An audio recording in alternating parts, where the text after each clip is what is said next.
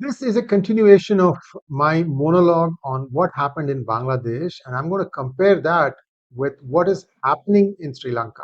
In fact, one can say that the Sri Lankan revolution started before Bangladesh. Remember, a few years ago, Rajapaksa were forced to flee the country, and their presidential mansion was also ransacked. See the parallels, right? So you cannot look at one country in isolation. Clearly, the two superpowers, United States and China, are trying to assert themselves in the South Asian region, and this could be looked at in the same vein. So I'm going to first start with a little bit more of what happened in Bangladesh and then move into what is happening in Sri Lanka. There are parallels, there are similarities, but they are not the same. Many changes also there. Many differences also exist, and I'm going to be showing you what the similarities are and what the differences are. Quick request to all of you to please like this video. This has come about after weeks of research. You can see a whole bunch of links and references giving you more information about what played out. Some of it is connecting the dots. So I don't have every move of the deep state in this to tell you that, yeah, this is what happened here, because deep state doesn't move in a way that it can be documented. But you need to connect the dots because you will see the similarities when you take a step back and look at the big picture. Here we go. Part 2. Differences between Sri Lankan Tamil and Bangladesh issues. First of all, both are Hindus. Another big similarity. How these things came about, both places, British had a big hand to play in messing things up the way they did. But you can't keep on crying about it. You have to move forward. How is the Indian government looking at all these things? I'll wrap up at the end. So let's take a quick look at this. So um, the region of East Pakistan, that is Bangladesh, were predominantly Hindu for centuries. It is believed that one king of this region converted to Islam, and that resulted in a majority of the population also converting to Islam. This resulted in a predominantly Hindu region becoming a predominantly Muslim region. Islamization and Christianization took place only after the British came here. Why did the area of Bengal get Islamized? Again, there are a couple of slides that explain to you why it's happening. The British required during World War I and II a large supply of meat, particularly beef, for their army. However, the Hindus opposed cow slaughter. This was very strong. In fact, the Muslims also used to oppose cow slaughter, many of them. Buffalo slaughter was prevalent only in some parts of Nepal by Hindu tribals and in some parts of Northeast. So they naturally started navigating to this area to try and set up abattoirs. Abattoirs are the places where you essentially kill animals, especially cows and buffaloes, for their beef. Work in abattoirs, they took a very large number of Muslims from Bihar, Uttar Pradesh, and Bengal areas and settled them in the northeastern region. Today, beef is very, very commonly available in Northeast. And just to stick it to Hindus, the Kerala Congress tries to, show off beef as being a product of Kerala. These guys have got their heads screwed wrong. Anyway, the the British Army required cow and buffalo hides to produce shoes and clothing.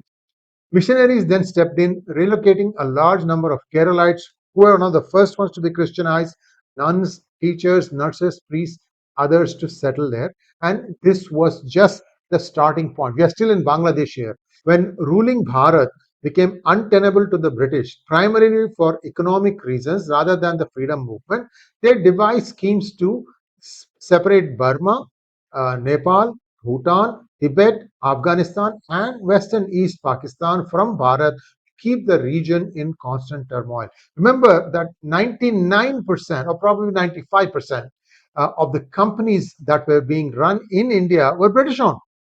They slowly pulled themselves out, and Indira Gandhi also accelerated that process. But this is something that was ongoing for 30, 40 years. British companies were still very much in India.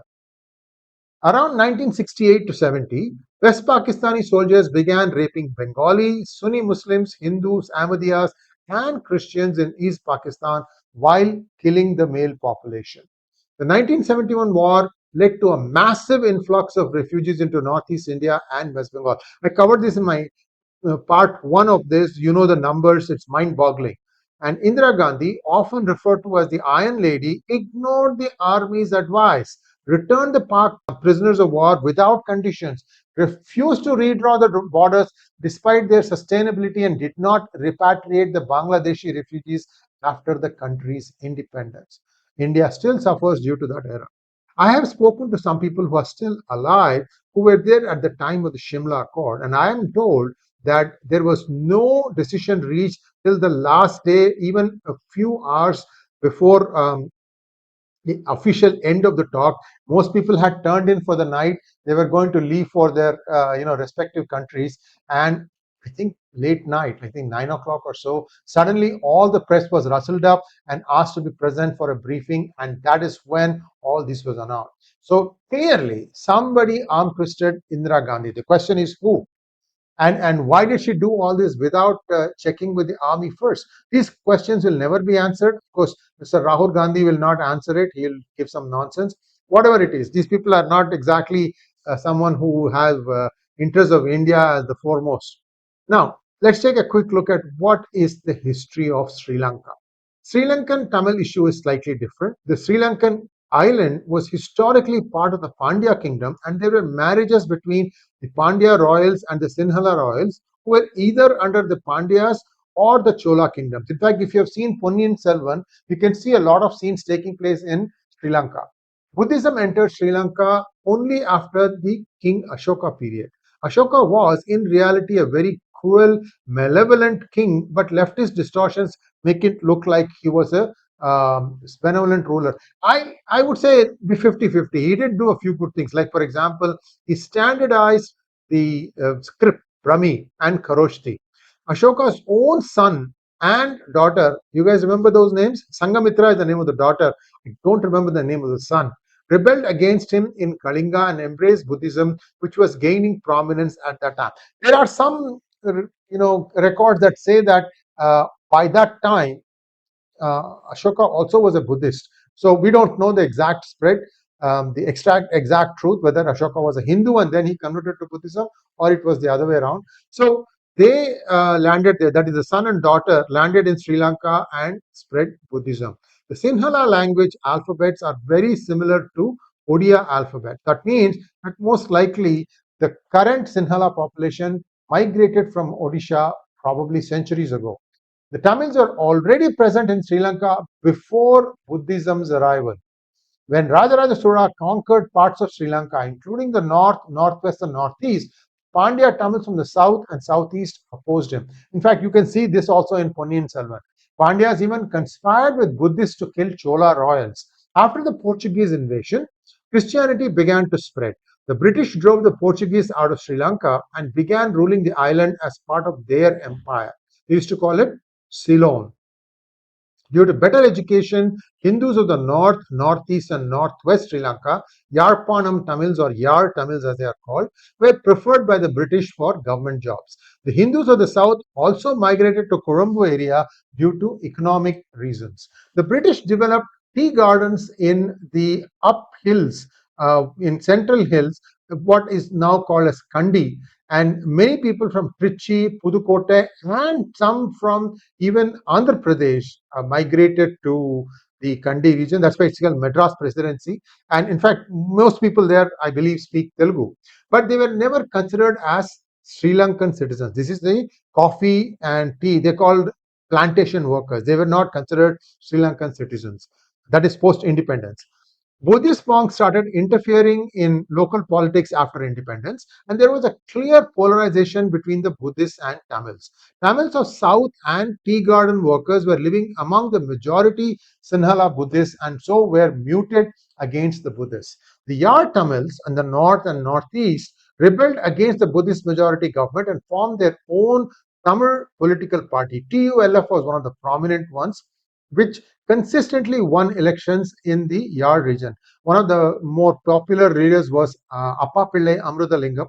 Meanwhile, the youth rebels were influenced by the Norway missionaries and the PLO movement in the Middle East. This is something that under the Indira Gandhi government, the Indian press never really highlighted as to why Norway was taking so much interest in the solution. Norway Christians funded the Sri Lankan youth and converted most of the fishermen community of the north.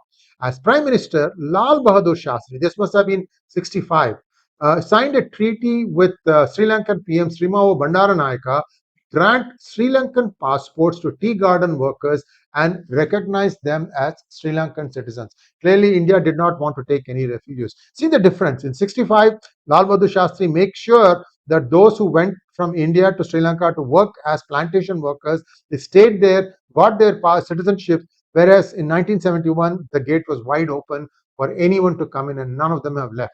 The Yazh Tamils have always been Sri Lankan citizens. The Norwegians also helped them get trained in guerrilla warfare under the Arafat regime of the PLO, and they began eliminating most of the Tamil political leaders. In fact, there is one horrific incident that took place. The TULF leaders and the other political leaders were invited by LTTE for talks, and all of them were eliminated by the LTTE. They didn't even make a, try to hide their role in this. LTTE did that. They wanted to show that they were the lone voice for the Tamils in Sri Lanka.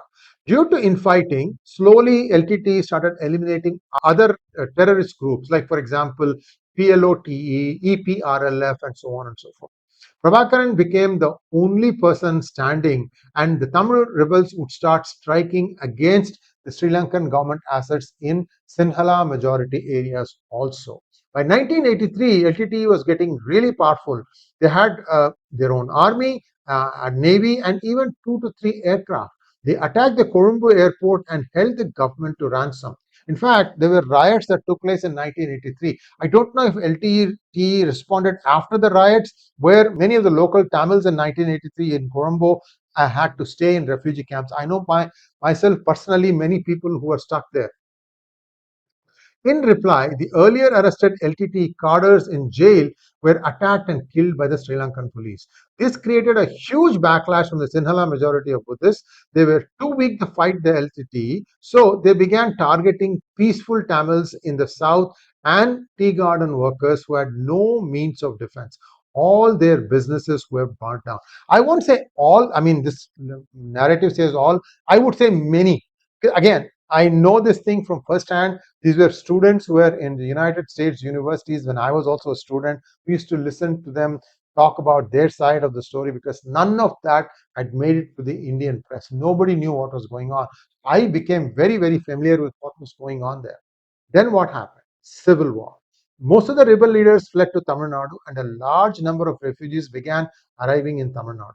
LTT indulged in the smuggling of drugs from Thailand and gold from the Middle East, fund their purchase of arms, ammunition, boats, rations, etc. TN-based political parties, especially the ADMK, not the DMK. DMK came later. It was ADMK first that started really, really helping them. But MGR is known for his, benevolence towards all these people. In fact, MGR was born in Sri Lanka, believe it or not, guys. Congress set up special training camps across Bharat, train the Sri Lankan Tamil rebels in modern warfare. MGR and Tamil Nadu government gave them funds, food, medicines, fuel, etc. Then the deep state CIA took over. They started cultivating contacts on both sides. Rajiv Gandhi signed a treaty with Junius Jayawardena and was strict into sending the Indian army to Sri Lanka to fight Tamil rebels who had been trained by his own government on behalf of Sri Lanka but under the guise of a peacekeeping force. LTT and the opposition party of Jayawardena's government, Premadasa, joined forces and began attacking the IPKF both militarily and politically. By the way, Premadasa also got eliminated by the LTT a few years later. IPKF was forced to withdraw with a failed mission. This was under the VP Singh government that succeeded the Rajiv Gandhi government. Then Rajiv Gandhi's assassination occurred with the involvement of close insiders from Congress and his family, orchestrated by the CIA and deep state. These are allegations. I'm not going to say that there was a hand of any Congress person, but these are all allegations at this point of time. And I'm sure the truth will never see the light of the day. It will never come out, but there have been very strong allegations that a certain supari was given on Rajiv Gandhi's head and so on and so forth. It's too gory, guys. I can't tell you some of the backstories because these are horrendous. I know someone who has been very, very close to the seat of power at that point of time. He shared some information, but I can't share it with you. Just I can tell you that there is a lot of truth in these statements. Then Sri Lanka took help from USA, China, and Bharat to eliminate LTTE. 2009, I think around May, they were completely decimated. In the process, a huge number of innocent Tamils were also killed. Finally, Prabhakaran was declared dead, but there are rumors that he escaped with serious wounds with his wife and daughter, but lost his son in the final battle. There are some videos on YouTube that you can see. The kid is a chubby 10-year-old. He's eating biscuit, and then a few moments later, he's been gunned down. This is what is the video. Again, some of these things could be constructed from bits and pieces. I'm not going to look at the veracity of these videos. I remember looking at all these things. In fact, there are videos also of Prabhakaran being dead and staring in the space. The huge number of Sri Lankan refugees in Tamil Nadu were ill-treated by both the Tamil Nadu government, whether it was DMK or ADMK, did not matter, and the locals, because there were only few jobs and they were also vying for it. In fact, the LTT used to actually rob people who came out of banks. If you went to bank to withdraw some money, they'll be waiting outside the bank, they'll show a gun at you, and they would steal your money. This was also happening, and the government did nothing. Tamil Nadu has gone through a lot. Now, what happened to the uneducated refugees that were holed up in India? They moved back to Sri Lanka, and for some, India has actually constructed houses there so that they have a proper roof over their heads. And the educated migrated to various countries. In fact, it is believed that there are more Sri Lankan Tamils outside of Sri Lanka than inside. That is the truth. And it's very, very, very sad when you see that this once thriving region has now become so decimated. And even today, there are thousands living in refugee camps, an area called Mandapam, which is like very close to Pamban. And these are worse than the worst slums. But there are moves to try and move them and get them accommodation in Sri Lanka itself. In the meanwhile, after 2009, the Rajapaksa government systematically destroyed all copies of Tamilian property documents held by the local Tamil administration, claiming them as government property or selling them to wealthy Sinhalese for businesses. Hindu temples and the Yard library with the rare Tamil texts were burnt down by the Sri Lankan army. I have a lot of references, so you can look at that. Much of the Hindu temples in Sri Lanka, including the famous Kadirgamam Skanda temple, are now converted into Buddhist temple. You go and look at Kadirgamam, and you will see the name Kataragama temple, and this is actually a Buddhist temple. The original temple of Skanda is still there, but it's a small part of the big complex that is very, very Buddhist. So it's very, very sad, but this is indeed true. LTT killed more Tamils who opposed their way of kangaroo government than the Sri Lankan army. So they killed their own. The deep state and CIA used them as fodder to create unrest in Sri Lanka and Tamil Nadu, but finally it failed. China entered the scene and Rajapaksa sided with them. That's how Hambantota happened. That's how the two major highways have now started from Colombo all the way to the north. And it is believed that you can get to the northern point of Sri Lanka from the southern point in just 4 hours or so. The deep state CIA supports current interim president Ranil Wickremesinghe, who is very similar to Muhammad Yunus, the appointee of deep state in Bangladesh. India has stepped in to shore up Sri Lankan economy. They have given them a lot of money. I think it is $3 billion or something like that so far, and credits. India also has become a guarantor for Sri Lanka paying back the IMF loan. India has taken on a huge responsibility to make sure Sri Lanka remains stable. Now what I'm hearing is, as elections come up, so there is one person of the Rajapaksa clan who's got his hat in the ring, another person of the Premadasa clan who's also in the offing, and many people in Sri Lanka still don't like Hindus. I'm sorry to say this thing.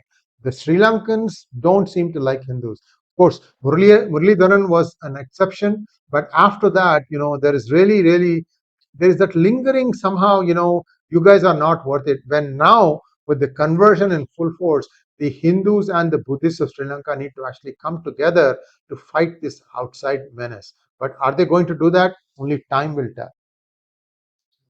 Lastly, the major difference is that The Sri Lankan refugees either returned to Sri Lanka or migrated abroad, while the Bangladeshi refugees that came to India have stayed and altered the demographic landscape, a situation also allegedly orchestrated by the deep state. So, where do we go from here? I think that Sri Lanka needs more stabilization. In fact, M.R. Venkatesh and I talked about how about making Indian rupee be the legal tender in Sri Lanka to try and stabilize some of the ups and downs of the rupee there. The Sri Lanka also has its own rupee currency. These are things, minor, small things. I don't think India wants to annex Sri Lanka as part of India, but it wants to keep them floating, keep them stable, keep them to grow. They used to be a very, very prosperous nation thanks to the beaches and their tourism business, and that has taken a beating and it has not come back after COVID is the main reason, and now I see that Indians don't feel so welcomed in Sri Lanka. This is a problem that Sri Lanka has to solve. Sri Lanka has to change the perceptions. I don't know how that will happen, but I'll tell you one big takeaway, guys.